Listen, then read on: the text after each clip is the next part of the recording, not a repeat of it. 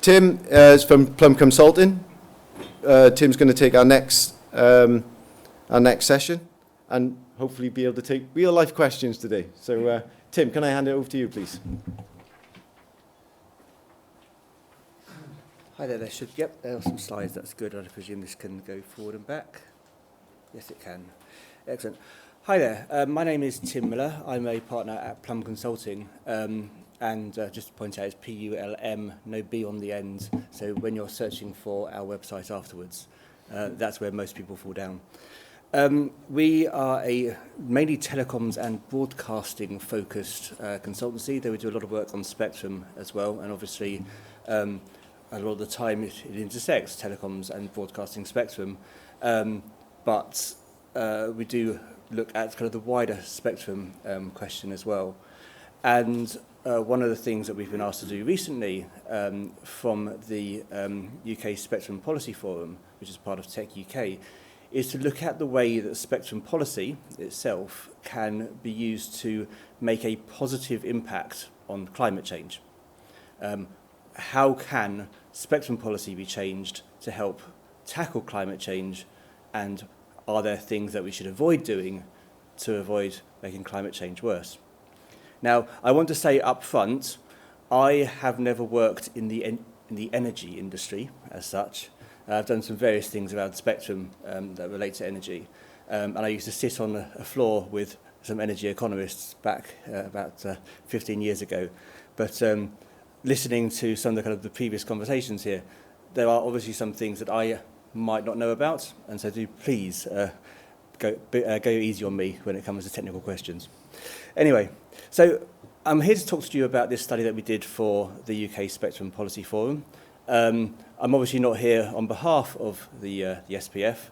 I'm talking to you from Plum's point of view. But hopefully this should give you a good idea about what we did, how we did it, and some of the conclusions we came out of at the end. And then I'm going to talk to you at the end about how it then will relate to energy. So we were asked to do this study, or I say we were asked to do this study, we were asked to tender for a study, which we then won the tender.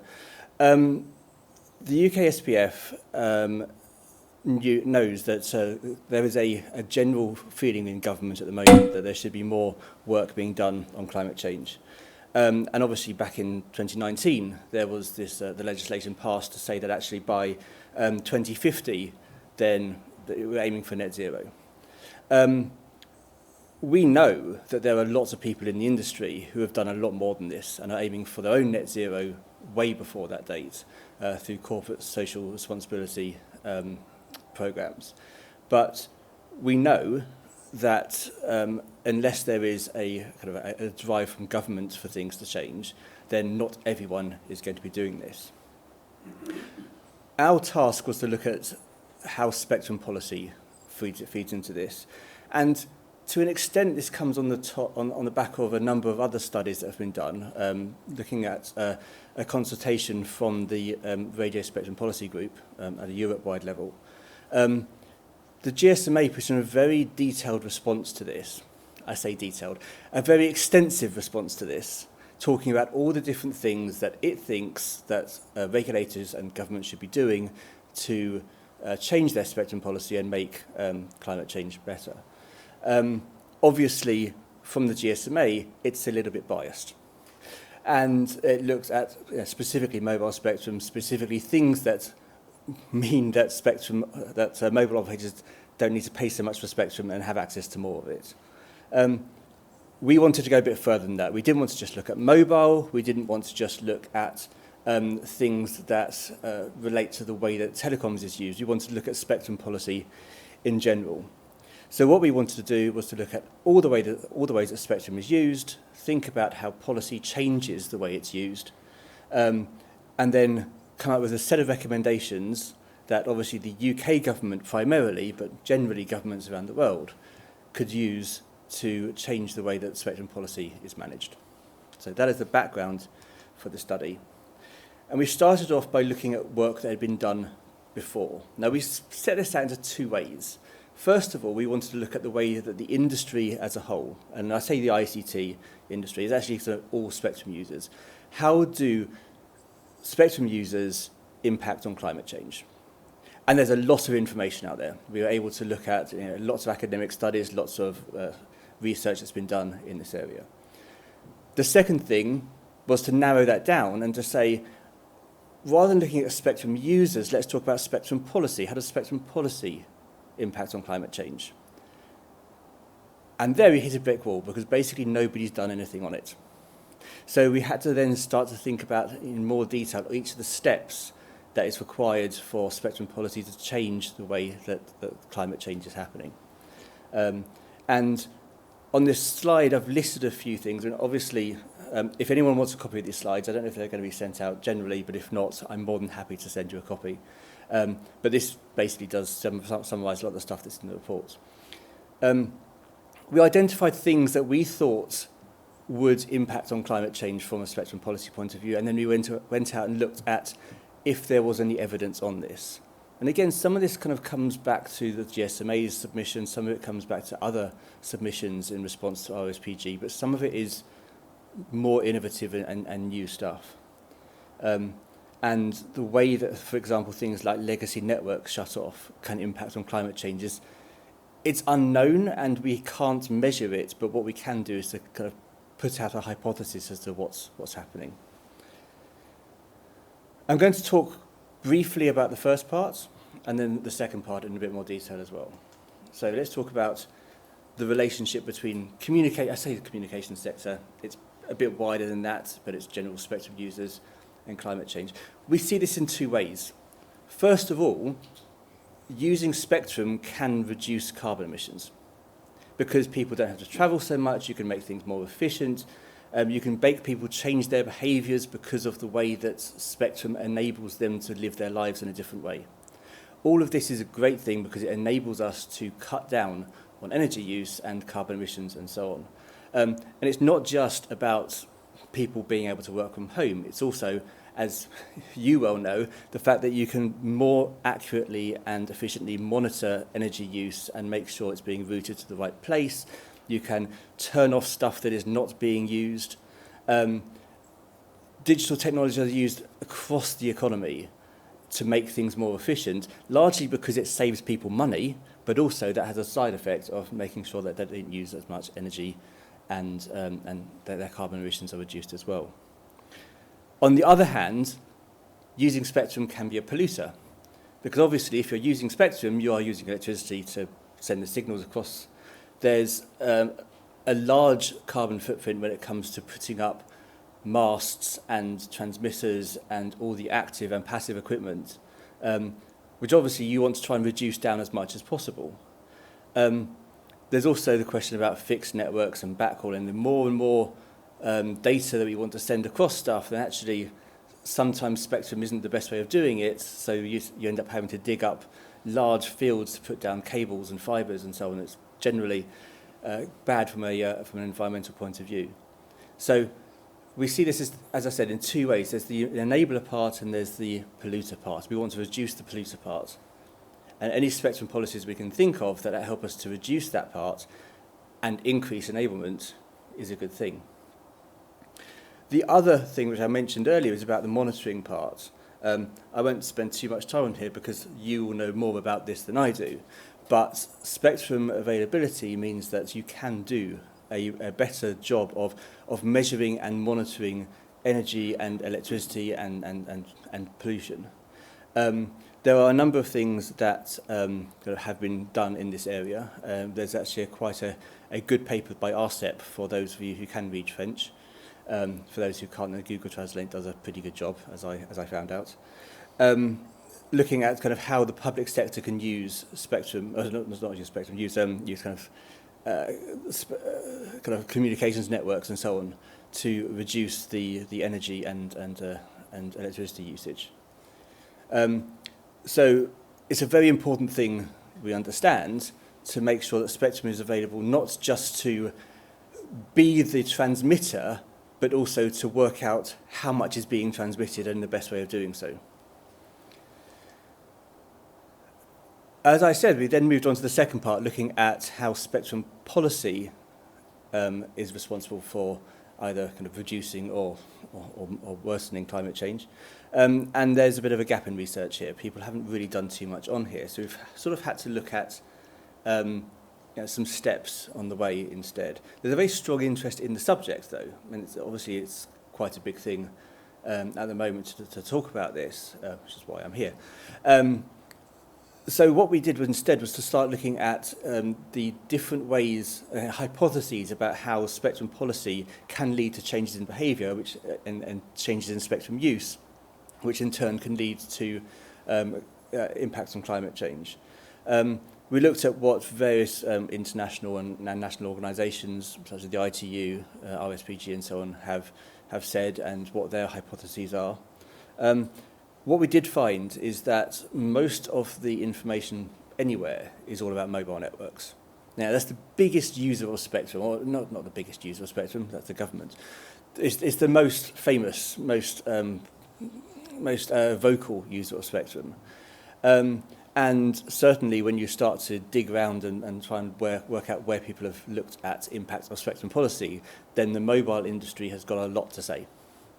Now, that's not necessarily a bad thing, because the mobile industry itself can be quite efficient at getting other stuff done, as long as people are happy to pay for the traffic to go over their network.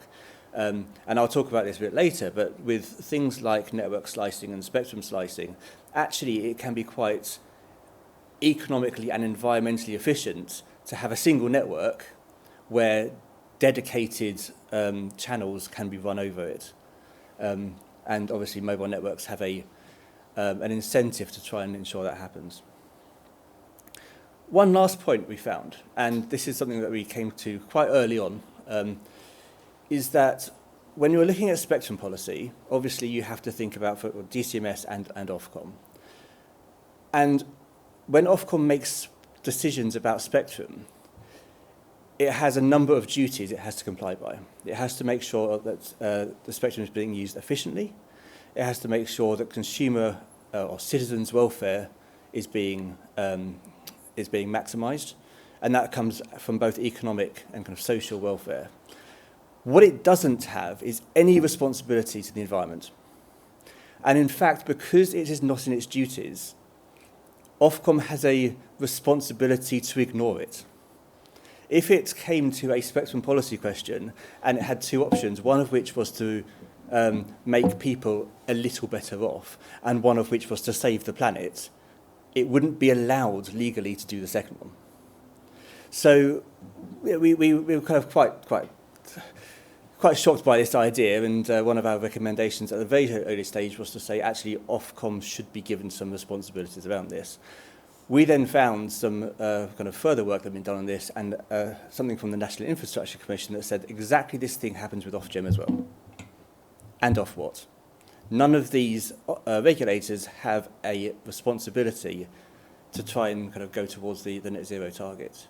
So one of our really key recommendations is that the government should be doing something about this and making sure that policy decisions are made with the environmental question included in there. And it was very nice to find someone else saying exactly what we'd found independently. So we did all this research, looking at kind of the literature on these kind of two areas. We talked to the steering board at the Spectrum Policy Forum. We talked to a number of stakeholders in different areas as well. And we looked at submissions to public consultations and other kind of information from industry. And we came up with a list of policy options, things that spectrum policy, so ways that spectrum policy could change.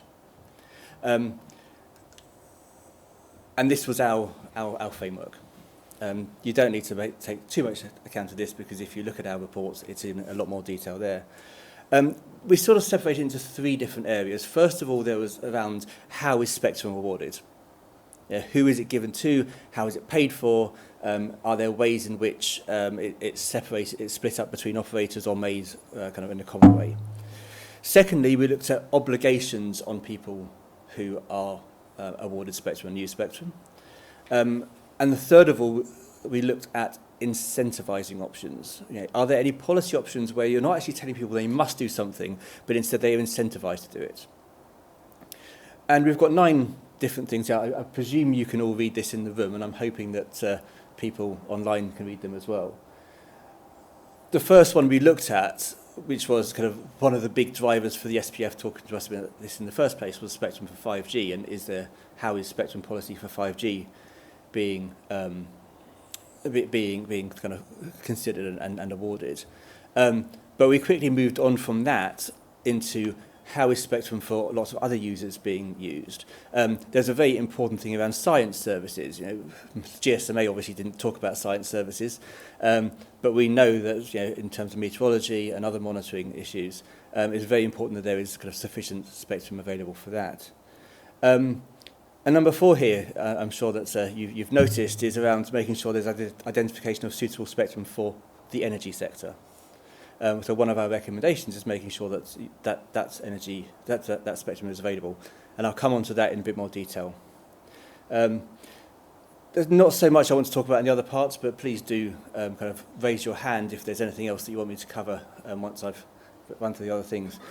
What we did when we looked at these options was to then think about how they impacted on climate change, how big would the impact be, and then we also thought about how quickly a change in policy could be made and how quickly it would have an effect.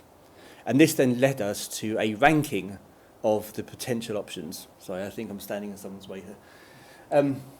The priority spectrum policy changes need to be in those things that have a large short-term or medium-term impact. And these are our recommendations. And the light grey there doesn't come out too well, but hopefully you can still read it. As I said, the first thing we said is that actually the regulators need to have environmental impact responsibilities, because without that, they can't actually make any of these changes. But then after that, we looked at kind of measurements and monitoring, which obviously needs to happen. We heard from both Raj actually and Ofgem about how important that is. Science services must be protected. You know, they have spectrum already. There are constant demands for that spectrum to be given to other people, but actually that's not going to help at all.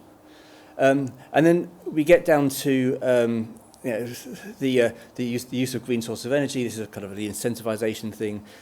Turning off legacy networks if it's possible. And I know full well that for some of the kind of the retail energy sector, then turning off 2G networks is going to be a bit problematic, because I know there's quite a lot of kind of metering or communication equipment that still relies on 2G. And then, as I said, I'll talk about the energy part in a minute, but that still comes within our kind of main recommendations. As I said, you can look through this in our report in more detail, because there's a lot more conversation around it. So I wanted to talk about the energy part, because that is obviously why we're all here. We know that spectrum use is critical for a lot of the stuff that modern energy networks run on. As I said, this is slightly beyond my area of expertise, so please don't shoot me down. But as I understand it, it's all about kind of making sure we reduce the wastage of energy on the network, making sure that we're monitoring how it's being used, making sure that we monitor how people are using it, and so we can actually get the energy into the network as well. There's coordination between the vertical chain in the industry. But of all of these things where kind of spectrum is currently used, or where you want to use it more, there are ways of using that in some cases on other networks. So as I said earlier, mobile networks, especially with 5G, can do network slicing or spectrum slicing, where effectively you are given a dedicated channel on someone else's network. And that's a benefit for you, because it doesn't mean you have to run a network. It's a benefit for the mobile operator, because it means that they can get some more money for what is effectively for them some spare capacity. It does mean that you lose some kind of some reliability possibly, or you don't have the same flexibility as if you had your own network. But there are certain ways to kind of think about this. So we certainly haven't said it needs to be dedicated spectrum, but what you do need to do is to know what spectrum you need. And this is exactly what you were saying just now, that the industry needs, you said by 2022, you need to have a very clear idea about what spectrum is needed for, how much you need, where it's needed, and when it's needed. Because only then can you make sure that you can tell the government what's needed, and they can put it aside. That is, I believe, the end of the presentation. I think we're running quite ahead of schedule, so if there are any questions, then please do ask them. There's a couple over here.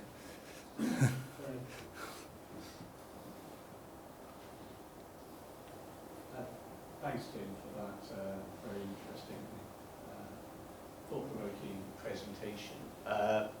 Peter Couch here. Just wanted to, on the dedicated spectrum question, I'd be interested in your view in terms of the approaches adopted in other countries such as Germany and Ireland around providing dedicated spectrum access for the energy or the utility community.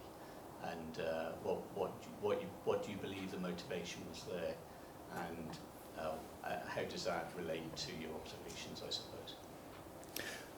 I think the German example is quite interesting, and it actually goes to a more general kind of philosophy within Germany, because it's not just the energy industry, but also general industry verticals have been given some kind of dedicated spectrum in the 2600 megahertz band, and I think in the 3700 megahertz band.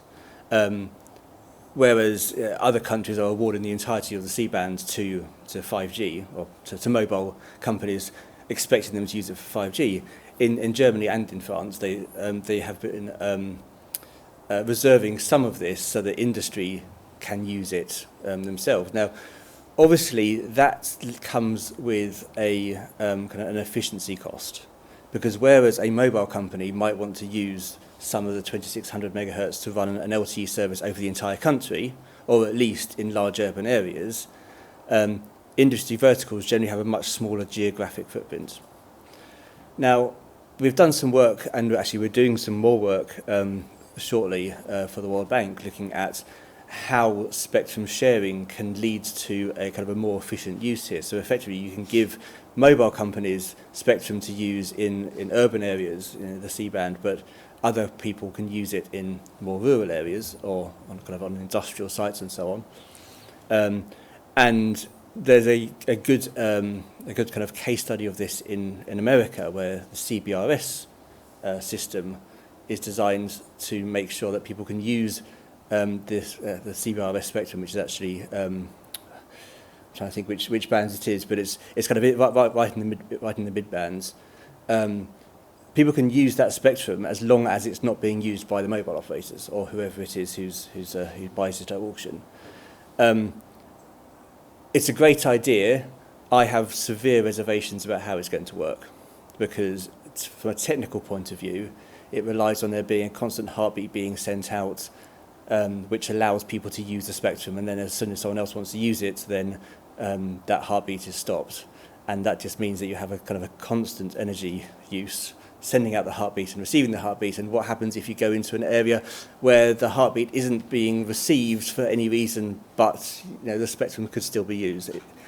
I have some reservations about it, but the idea is a sound one, that as much as possible you want to have spectrum being used, and if it's not being used by someone, then it should be able to be used by someone else. So I'm not sure I agree with the German approach of saying that this band of spectrum is only for use by industry, and this block is kind of only for use by kind of the energy sector, and this part is only for use by the industrial sector and so on, because you will end up with inefficiencies.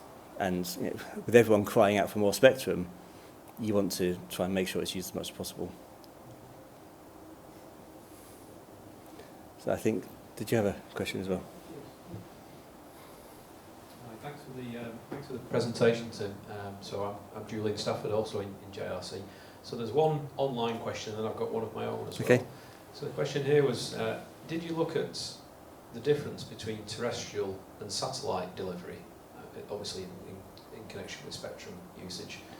Most obviously in broadcasting, but also applicable to rural broadband and utility SCADA. So the key question there seems to be, to what extent were you looking at this in terrestrial context as opposed to satellite context? We did. We looked at the way that you can use spectrum kind of via satellite, and so obviously it comes down to what you're using it for. For television broadcasting, then actually any sort of delay doesn't really matter too much, because actually it's just about it being received on a constant basis.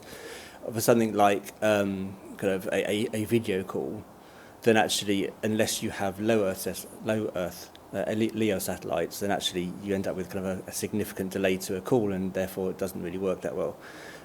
So there are some applications where satellite works well, and there are some applications where it doesn't. The problem is that if you have both, so there's talk of using some satellites for very, very remote areas for broadband, and then everyone else will be using fixed wireless access or something in kind of less remote but still rural areas. You've then got two lots of spectrum being used, so you need to make sure that you're not repeating yourself. But yes, we did look at the way that these both kind of contribute to kind of environmental and climate change. Satellites can have a very high environmental cost to get the satellites up there, but once they're up there, actually it's got quite a low cost because a lot of the electricity and so on is all generated by kind of clean energy sources. Whereas if you have a kind of a network on the ground, then the infrastructure can be quite costly from an environmental point of view. It's once again, we always talk about from an economics point of view, there's a sort of balance between having a greater operating cost but a lower initial capital cost, or vice versa. You've got exactly the same thing when it comes to environmental concerns. You can have a very high environmental cost to start with, but then lower annual costs, or vice versa. But the answer to the question is yes, we did look at satellite and terrestrial, and I talk about switching off legacy networks, and obviously the legacy networks that everyone thinks about is like the 2G and the 3G network. We also talk about analog switch off. It happened in the UK back in 2012. In some countries it still hasn't happened, and they need to get on with that, because actually that's quite environmentally kind of harmful for the amount of energy it consumes. Digital television switch off is a very hot topic across Europe, because there are some countries where like 2% of households rely on DTT, and Switzerland's actually turned it off. Switzerland has turned off DTT, and there's actually one region of Belgium that has turned off DTT as well, because no one was using it. Of course, the problem is that they can't use it for mobile. That spectrum they can't use for mobile because all their neighbours still use it for DTT, and they don't want to interfere. But that's a big question. Is the DTT network still going to be going in 20 years' time? I wouldn't want to make a guess. Really good answer to the question that came through there. And yeah, I agree as well, interestingly, that DTT thing, discussions in Saudi Arabia at the moment about exactly the same thing. Yes, they could shut it down there, but all the neighbours still use that. So just a couple of observations, really. I think I would tend to agree with your comment about spectrum sharing. There's an initiative in the UK here to do exactly that was introduced by Ofcom in January last year. Some JRC members have actually experimented with that, and guess what? It didn't work very well, or even at all, so that's interesting. I think your comment around network slicing and MNOs is interesting, but work that I've been involved with, both in the UK and overseas, has indicated that the problem with that is, aside from coverage, the availability and reliability simply isn't there. So an event I was at last week, the average availability of an EU MNO is 98.5%. That might sound great, but it's not enough for you. You would be happy if your electricity was only available 98.5% of the time. We're designing networks here at 4 and 5 nines availability, so that's a big challenge in trying to adopt that route. We don't have visibility of the technical needs. One of the things I said on my slide here was that the energy stakeholders need to define what's needed, so that you can define what is possible and what's not. We can't draw a conclusion from where we are as to whether dedicated spectrum is needed and how it would be used and so on. It's really important that you can make the case as to why it's needed and what or not. That's right. I think that the thing that we come up against time and again in these arguments is which often isn't recognised, is the availability of power backup on an MNO network is essentially non-existent. And so the inseparable link between the power and the telecoms network means, the point that you most need this thing to work is the point that it's not going to work for you if you use the MNO solution. So Now, I can back that up from the fact that I have had a power cut every month for the last 4 months, and every single time my mobile reception disappears as well. So. thanks.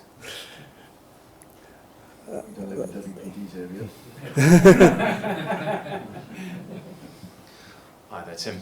Thanks very much for the presentation. My name's Ross Melton. I'm from Instinctive Partners, and I'm presenting later, so feel free to return the favour on the questions. I was really interested in your point around the statutory duties for the regulator.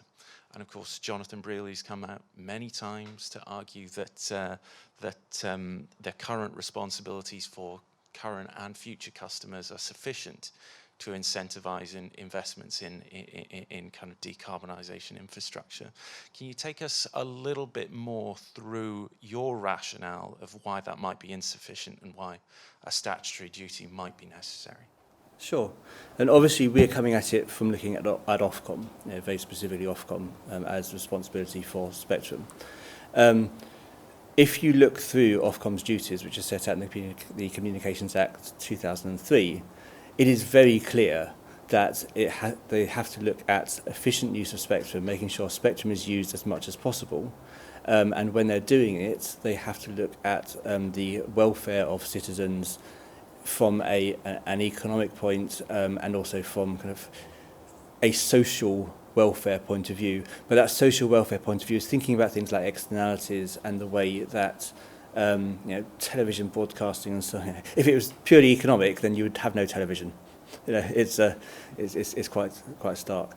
So from Ofcom's point of view, it's very clear that they do not have a responsibility to look at the environmental point. You could probably argue that if you took a very, very vague view of some of the wording and said, but we're talking about the citizens in 50 years' time and their ability to live by the coast, so therefore we have to think about their welfare there, then you could probably argue that, yes, maybe there is something in there that says that they're allowed to make some decisions. But it's such a difficult argument to make that it'd be much better if they actually had a very clear objective or duty to work towards the net zero target.